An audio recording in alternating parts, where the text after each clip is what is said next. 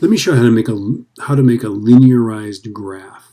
Okay, a linearized graph. If you know the power of your power function, what you do is you graph the y value raised to the 1 over that. So, for example, if s is equal to 1/2 at squared, if I graph the square root of this right side, right?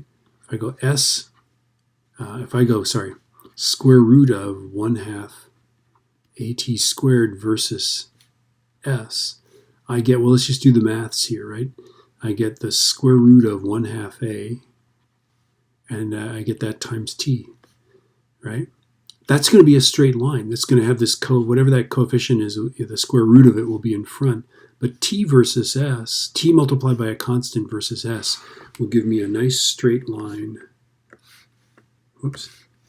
Okay, it'll have a 0 y-intercept, and the slope of this line is the square root of a, where a is this coefficient here. Okay, and so that's useful. So once we know what the power is using our log function, we can do a linearized graph, and then we can get further information about what a possibly is. Okay, let me show you how to do this with the spreadsheet here. Okay. So notice on this graph, we guess that this exponent is 2 or something very close to that. Okay, so what I'm going to do is I'm going to click here and I'm just going to label this thing. This is going to be y raised to the parentheses 1/2, or whatever you want to call it. Whoops. Okay, whatever you want to call it. You could say square root if you want to. Okay, just label that column something. And now I'm going to make a formula. So I'm going to go equals this cell, so just click in that cell. Notice it's just auto types the cell address. That cell address is B6. Okay, and then I'm going to go raised to the, and if I wanted to be all exact, I could say 1 divided by 2.02, but I'm not going to. I'm going to say raised to the parentheses, left parentheses, 1 divided by 2. Okay, now if your exponent is 0.5, you're going to go 1 divided by 0.5. If your exponent is 3, you're going to go 1 divided by 3. If your exponent is 1.5, you're going to go 2 divided by 3 or something like that, right? Whatever the exponent is, you're going to go 1 divided by that exponent, okay? And now we get that, right? And then I'm going to click in that cell. I'm going to grab, so again, 3 cursors, move the cell, select, but grab that lower right corner, drag it down. Right, and now if you click on one of those cells, you can see that it did the same thing. It took that cell next to it, raised it to the 1/2. So now we want to do a graph of that. We want to go X.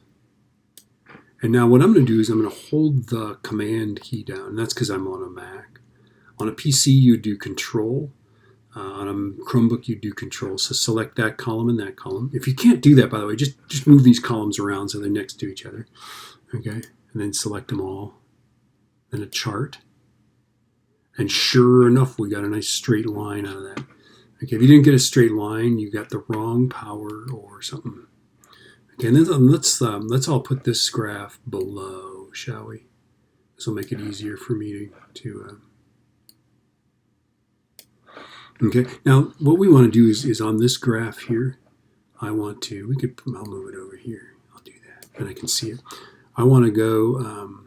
If this window is not up, click on the graph, click the 3 dots, edit chart, customize, series. Okay, and really we would want to, these are good labels, but we might want to label it like graph linearization, right? I'm going to do a trend line. I'm going to label it with the equation. Let's show the R squared just for fun. A little bit less, right? Okay, so now take a look at that. Notice that it nearly has a 0 y-intercept. It should, but it doesn't quite. Okay, and that's just because there's random error added to this. Okay, notice that the square root of that coefficient in front is 0.485.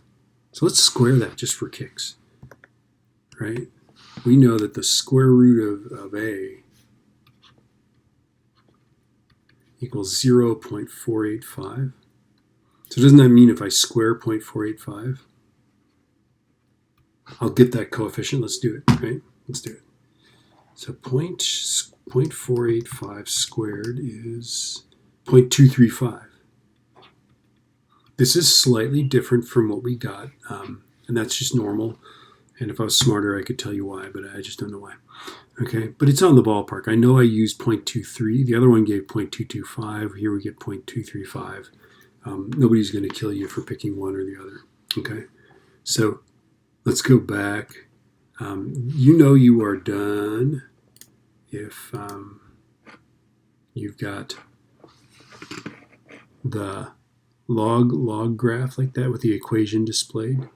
You filled in this with stuff that you got from that equation, right? And you've got a linearized graph, okay? All right, I'm going to stop talking.